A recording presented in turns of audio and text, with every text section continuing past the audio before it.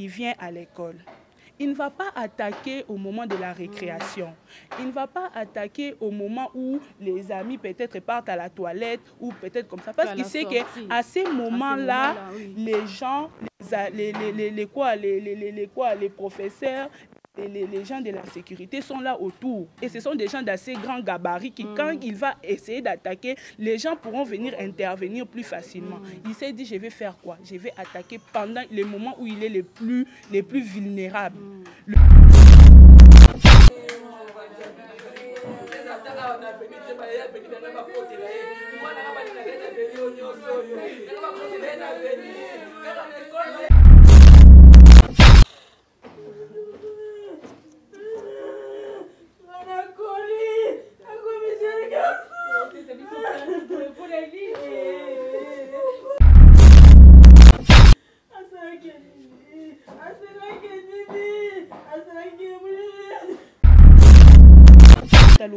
Même pas éviter toutes les parties du corps qui ne sont pas des parties qui sont très touchées, des parties où quand c'est les points faibles.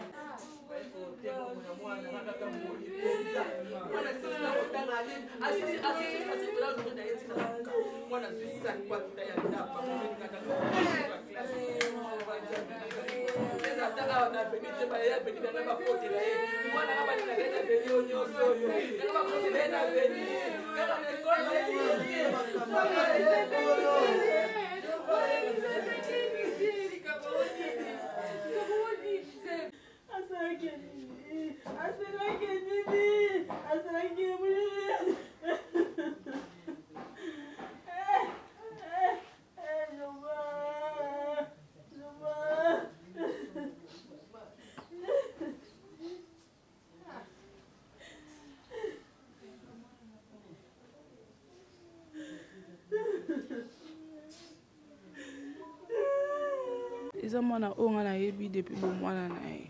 Tokola na bango na matati avant bango bayakin. Le petit azalaka tellement calme, obalobaka calme. Très proche de sa maman, bébé à maman, fils à maman. Ba mkolomsut boko mema mwana bobo memi. Mwana azaka na posaka azalaka na maman na ye. Fils à maman très doux, très calme, ba qualité belé. Azéné de la famille. Azama alboso mutwa alandi wana Chloé leki nae na o mususu asuka siko mwana ngo na souvenir. Moi d'ailleurs je ne savais même pas la nouvelle. Une belle nouvelle té na ke na vana ndako tozali vers 22h 23h. Na monika na moi tozana un groupe entre sœurs et tout. Hier 22h 23h. Na moni message ekoti na groupe. Nathalie message, na monika capture d'écran, na elongine na emoji à coller là. Naza kuti non la pongi non reconnaître non Ryan parce que c'était un garçon assez timide. Ba 22h 23h na moni yango. Nathalie Bonobi nabi wana nani wana la sœur qui m'a envoyé ça azotunanga. Est-ce que tu reconnais ces petits garçons? Moi je dis petit garçon, on a su reconnaître c'est qui? Oh non, c'est Ryan. Dès qu'elle m'a dit Ryan, je n'ai même pas vu besoin de demander encore l'enfant de qui. Je me suis souvenu directement que c'est le petit, il y a Déborah. Je dis, Ryan, ça va mon petit, il a grandi énormément. Là, c'est vraiment une récente photo. Bien, il a grandi. Elle me dit, ah oui, il a grandi. Je lui ai dit, ne me dis même pas qu'il est mort. Parce que tu as mis l'émoji qui date de pleurer. Ne me dis même pas qu'il est mort. Oh oui, il est mort. J'ai dit, il est mort comment? Comment il est mort? Oh non, il a été poignardé. À l'instant qu'elle m'a écrit ça, j'entre dans le statut. Je vois d'autres personnes, d'autres sœurs avec qui on était à Matadi. Elle a été poignardée. Je ne savais pas encore à ce moment-là, poignardée par quoi? Comment? Le visage, par qui? Je ne vois pas le visage de l'enfant. Le matin ici, au moment que je suis en train de venir pour voir la maison, pour voir sa maman et voir toutes les personnes qui sont ici, j'apprends que c'était un bistouri. Quand la famille, vous connaissez les bistouris, c'est que les chirurgiens utilisent. Voilà. Donc, il paraît, en venant aussi, comme tellement que l'histoire s'est propagée, en venant, je trouve un autre monsieur qui est en train de me dire, qui est en train de dire que non, c'était peut-être une petite dispute entre élèves le mardi. Une petite dispute entre élèves le mardi. Et puis, mercredi, le criminel en question, parce que moi, je ne l'appellerai jamais un enfant. Ce n'est pas un enfant, c'est un criminel. Mais est-ce que les parents étaient au courant de la dispute en question? Non, parce que sa mère dit que le mardi, après le drame, la dispute en question, lui, il est rentré à la maison comme si de rien n'était. Ils ont joué à la balle, ils ont joué tranquillement. Parce que sa mère a dit que d'habitude, quand il y a une petite dispute, ça fait même pas 2 semaines, c'est une semaine. Donc, une semaine, car elle est l'un des mois dans la classe. Donc, ils ne se connaissaient presque pas. Une semaine. Elle a dit que quand... Oui, elle a dit que lui, quand il a un problème, il est peut-être dans son coin, il ne dira rien, il ne va pas parler. Et puis sa mère connaissait, et puis mais elle a dit qu'il était blanc comme neige, aucun problème. L'enfant joue, il rit avec ses frères, ses sœurs, il est tranquille. Pendant que les criminels, lui, de son coin, il a gardé ça dans le cœur. Il s'est dit que bon, je vais analyser mon plan. Je vais faire comment? Parce que si on va prendre l'effet que c'était une petite bagarre entre élèves, ça ne va pas marcher. C'est un criminel, c'est un psychopathe, cet enfant. Il s'est dit quoi? Moi, je vais rentrer à la maison, je vais prendre le bistouri, j'ai mis ça dans mon sac. Comme on ne contrôle pas, personne ne saura que j'ai les bistouris. Il vient à l'école. Il ne va pas attaquer au moment de la récréation. Il ne va pas attaquer au moment où les amis peut-être partent à la toilette ou peut-être comme ça. Parce qu'il sait qu'à ces moments-là, les gens, les professeurs, les gens de la sécurité sont là autour. Et ce sont des gens d'assez grand gabarit qui, quand il va essayer d'attaquer, les gens pourront venir intervenir plus facilement. Il s'est dit, je vais faire quoi? Je vais attaquer pendant les moments où il est les plus vulnérables. Le moment de la sortie. Nous tous, on a été au banc de l'école. On connaît pendant la sortie comment les élèves sortent. Il y a une foule terrible. Moi-même, quand j'étais étudiant, élève, je faisais quoi? J'attendais que tous les élèves commencent à sortir pour que moi je sorte. Parce que je sais que devant le portail, il y a beaucoup d'élèves. Tu vas te bousculer jusqu'à ce que tu vas sortir. Mais selon le témoignage, Ryan n'est pas sa seule victime apparemment. Oui, c'est ça. J'aboutis. Parce que l'histoire est encore là. Lui, moi, je suis en train d'analyser ça comme un psychopathe. Moi, je ne le vois pas comme un enfant. C'est un plan qu'il a élaboré minutieusement dans les millimètres près. Il vient, il attaque. Il attaque. D'après les témoignages, on dit que l'enfant qui est venu s'interposer, pour faire en sorte qu'il n'aille pas plus loin, il attaque aussi l'autre. Il attaque l'autre. Je viens de voir même à peine une photo. J'ai montré même à son frère qui est à côté. J'ai pensé que c'était Ryan. Il m'a dit que ce n'est pas Ryan, c'est son ami. Donc c'est que c'était grave. Le sang recoulait partout, bien étalé. Il est là. Donc c'était grave. Donc il attaque le deuxième. Et puis lui encore, peut-être, il voulait peut-être aider l'ami qui est venu l'aider. Paf, il lui donne encore un autre coup. Et c'est ça. Et puis l'école qui prend le corps de l'enfant qui est encore en vie, ils font quoi? Ils l'amènent à Saint-Joseph. Pourtant, Sévigné est non loin de HJ. Sévigné est non loin de HJ. Ils ne sont même pas à, je ne sais pas d'une distance de combien. À ce moment-là, c'est une urgence. Beaucoup de Bukangi, Sinzela, Bolexabi, Soto Katisa, Tokenkotika Mwana, a choc. Non. Et ils font quoi? Ils amènent le corps de l'enfant, ils ramènent ça. Hey, je vois rien, comment bien corps. Ils ramènent le corps. Ils ramènent Ryan à Saint-Joseph. 12 rues entières qu'ils ont sautées. 12 rues. Moi, nazo saigné, le sang répandu sur le sol. 12 rues. Ils prennent le corps de l'enfant, ils ramènent ça à Saint-Joseph. Quand Saint-Joseph est baby, sa réputation est malade, ils prennent l'enfant, ils amènent à Saint-Joseph. Saint-Joseph peut-être aussi la prise en charge. Même s'ils avaient une bonne prise en charge, le temps qui s'est écoulé, l'hémorragie, le sang qui coule, l'enfant peut être en train d'agoniser, il est en train de se demander est-ce qu'il va survivre. Ils prennent le corps de l'enfant, ils amènent ça à Saint-Joseph. À ta prise en charge, ça allait être impossible parce que l'enfant a beaucoup saigné. Et en plus, il attaque le cœur. Même pas le boko, même pas le boumou, même pas le colo, même pas naïbité, toutes les parties du corps qui ne sont pas des parties qui sont très touchées, des parties où quand c'est les points faibles et quand on te touche là-bas, c'est fini, tu es mort. C'est le cœur. Le cœur qui l'attaque, le cœur. Et à plusieurs reprises. La force d'abord de ces criminels, comme moi, j'ai 12 ans, ceux qui 13 ans,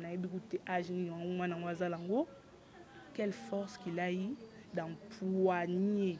Parce que les trucs là, ça blesse, oui. Mais ceux peut-être, qui peut-être moi, accident, on peut se dire que c'était un accident, peut-être ça allait les chrétiens. Non, mais ça perfore le corps. Et puis le sang coule abondamment par terre. Sa maman qui arrive, elle ne comprend pas ce qui se passe. Elle, dans sa tête, quand on l'appelle que l'enfant est blessé, elle se dit que l'enfant est à HJ. On lui dit non, l'enfant est à Saint-Joseph. Sa mère se questionne. Qu'est-ce qui se passe? Elle arrive à Saint-Joseph. Elle demande l'enfant. Non, il va bien. Il essaie un peu de se remettre. Elle dit que il essaie un peu de se remettre. Je dois arriver moi pour voir l'enfant. Oh non, non, on est en train encore de l'arranger. Quand elle a vu que l'enfant a soulevé un peu les bras, il bouge un peu, elle s'est dit que non, mon enfant va bien. Je reste dehors, j'attends alors que Bossil ça y est, pansement. Vers 16h, l'enfant cède.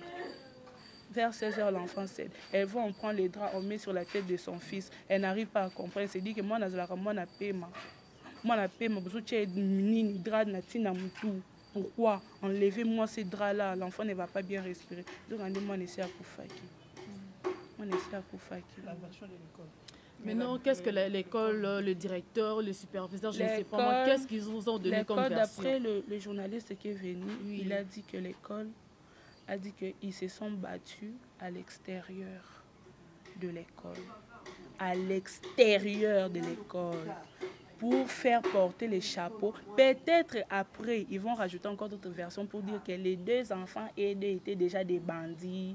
Et les deux ne s'entendaient pas, se chamaillaient, c'était des enfants bagarreurs. C'est faux. Ça s'est passé à l'enceinte. À l'enceinte. On a vu les images, le son est dans une salle de classe. C'est ça encore qui me donne encore froid au dos. C'est dans une salle de classe. J'ai vu le pavement, le ciment d'une salle de classe. Ça s'est passé dans une salle de classe. Et puis ils veulent dire que ça s'est passé à l'extérieur. À l'extérieur, on pavement, en ciment, partout dans Kinshasa. Partout.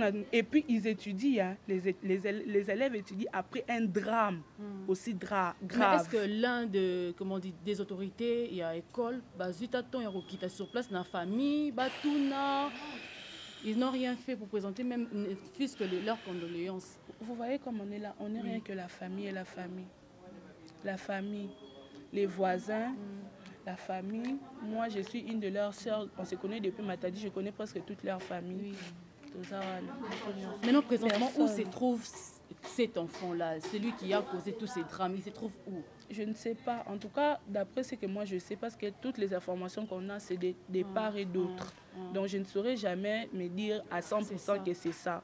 Mais d'après ce que j'ai entendu, après, à peine on a appris que... Moi, on m'avait même dit que l'enfant s'était enfoui et sa famille. Quand je suis arrivée, j'ai appris qu'il est soi-disant au tribunal d'enfants. Après le tribunal d'enfants, il est commis sous ce qui est dans la deuxième rue.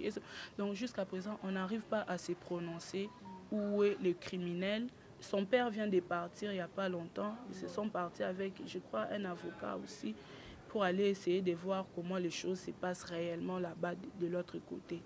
Mais jusque-là, en tout cas, nous n'avons presque pas d'informations confidentielles. Le présumé assassin, c'est un sujet congolais ou bien d'une autre nationalité? En tout cas, d'après les photos que nous venons de voir, ce n'est pas un Congolais. Okay. Ce n'est pas un Congolais. S'il a le sang congolais, peut-être c'est à 50%, à 40%, parce que son visage accuse qui n'est pas congolais. Okay. Un message à donner à l'école?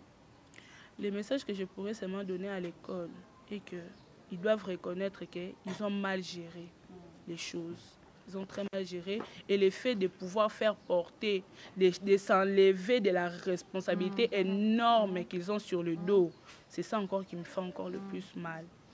si en tout cas c'est possible, leur école ne fonctionnera pas plus tard. Parce que l'enfant qui est à l'hôpital à ces moments, l'enfant là que Jéhovah le protège, qu'il guérisse, qu'il aille bien et qu'il nous explique en détail ce qui s'était réellement passé. Parce que jusque-là, nous sommes dans le flou. Cet enfant-là, ses parents ne resteront peut-être pas silencieux. Ils ne pourront même pas aussi rester silencieux. Ils vont payer. Même si on ne va pas retrouver Ryan, même si Ryan ne rentrera jamais. Ça, c'est vrai. On le sait. C'est une perte incommensurable. On ne pourra jamais remplacer Ryan par une autre personne. C'est impossible, archi impossible. Mais au moins, eux, ils vont payer. Les criminels, là, ils payeront. Même s'il va entrer en prison, peut-être 2 ans, 3 ans, on va les faire sortir. Peut-être si sa famille a de l'argent, encore son visage montre déjà que quand même, bah, parents, ils ont moyen.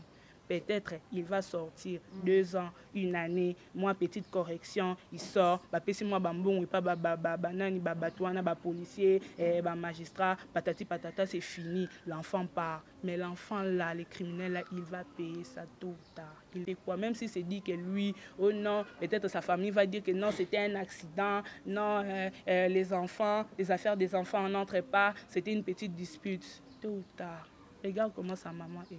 Une très jolie femme, mais si tu la regardes, elle a fané directement du coup. Une perte incommensurable. Et franchement, je ne sais pas trop. Je ne sais pas comment ça va se terminer. Merci beaucoup. Courage, hein.